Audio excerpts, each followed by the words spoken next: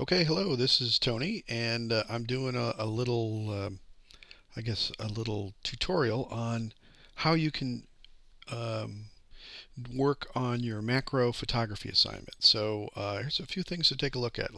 For instance, I shot these different pictures here of these glass jewelry necklaces with two different cameras. One was a Sony DSLR with the regular kit lens, which was an 18 to 70 zoom lens, which what might be something that's similar to if you have a DSLR with what your lens is capable of.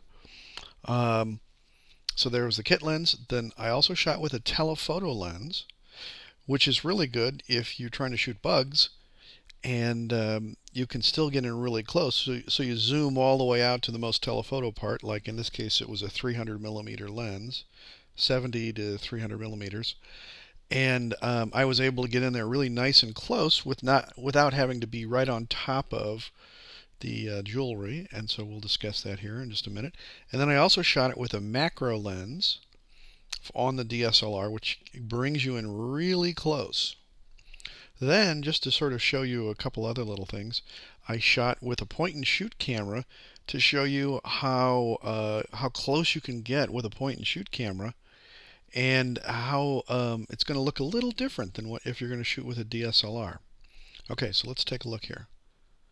Okay, this first shot, this is taken, if you look over here, with the DSLR, and I shot this with my let's see, the kit lens, because here it is right here at the 18 millimeter.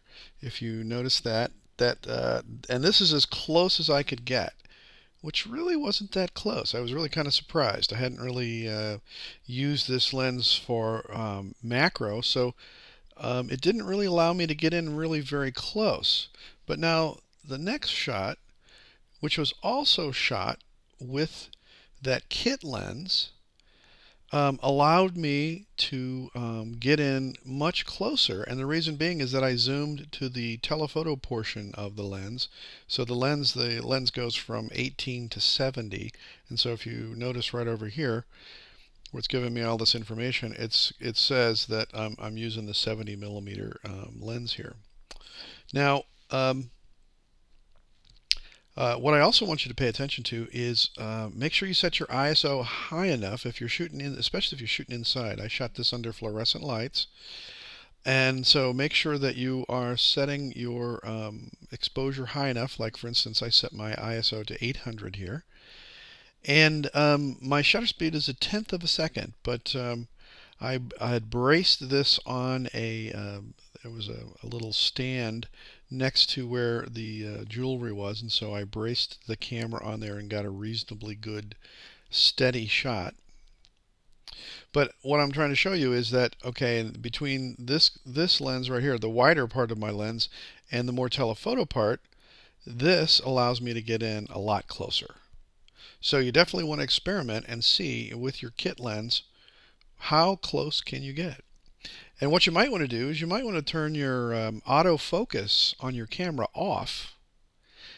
And if your camera has manual focus, be able to manually focus with the lens and just rack focus it all the way over to the closest setting, and then just kind of move in and see how close can you get. Now, another thing that you'll notice is as you get in really close on these things, your depth of field starts to drop off.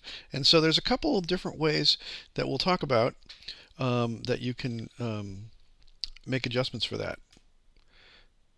Okay, our next shot right here, this is with the 300 millimeter portion of the lens.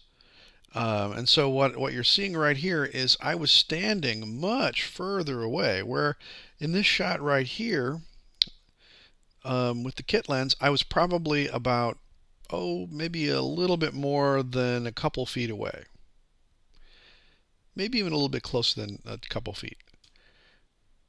With this next one, I was probably about 5 or 6 feet away. So the real advantage of being able to shoot with a a telephoto and being able to focus in really close is that if you want to shoot butterflies or bugs or something else, you can get in really close without having to be really close to your subject, and you might scare them away. So this is a really good recommendation to do this. Uh, Now this is with a macro lens, and this macro lens lets me get in extremely close.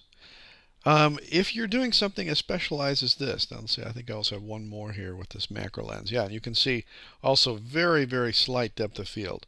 And you can see there's this little fuzz from the little carpet-like pad that was the jewelry was resting on.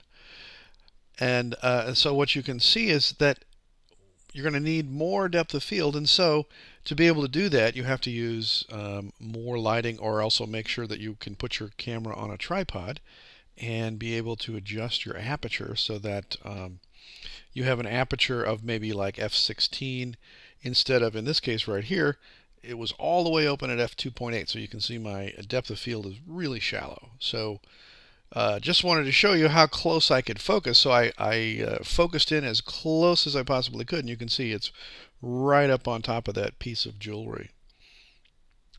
Here's that same piece of jewelry. Now, here's what I've done is I switched to a the point and shoot camera, the Canon PowerShot.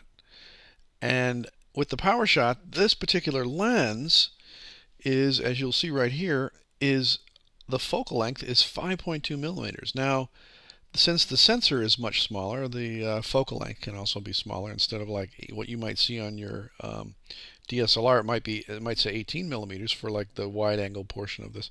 But this is the wide angle portion of the point and shoot, and you can see how close you can get. Point and shoot cameras usually let you get in extremely close. So you can see that this lens has a range down here from 5 millimeters to 26 millimeters.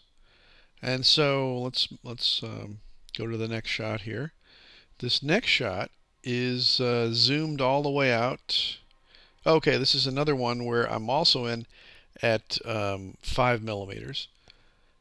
And you can see that it's you still have a sense of it being kind of wide. You see other things, but you can see I got in pretty close. This is a little bit closer, but this is also with that same 5 millimeter, the wider part of the point and shoot camera's lens.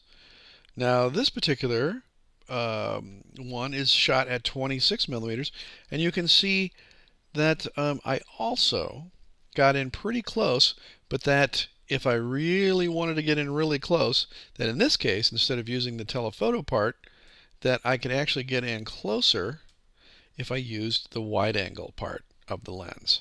So different camera lenses are going to react differently in terms of being able to get in really close on something. Now this final shot right here is just at the gallery where they make these necklaces, and so I just wanted to kind of give you a certain, in terms of a relationship, how kind of a scale size, that these are sort of normal sized women's necklaces, and how they were just arranged on this pad here. So hopefully that gives you a little something to work with, and make sure that you are paying attention to your white balance and your ISO and your flash and your exposure compensation, if necessary, to make sure that you can get as good an image as possible. So whenever you're shooting in really close, though, a lot of times when I mentioned the flash would come in handy if you were using the telephoto and zoomed in using the telephoto. But if you're in really close, the flash on your camera is probably not going to be very effective. So if you're using the telephoto part of your lens, a flash might actually help. But what you might find is that when you're in really close, that flash will put a hot spot and really not give you a really good coverage in terms of for your picture. So good luck, and thanks very much.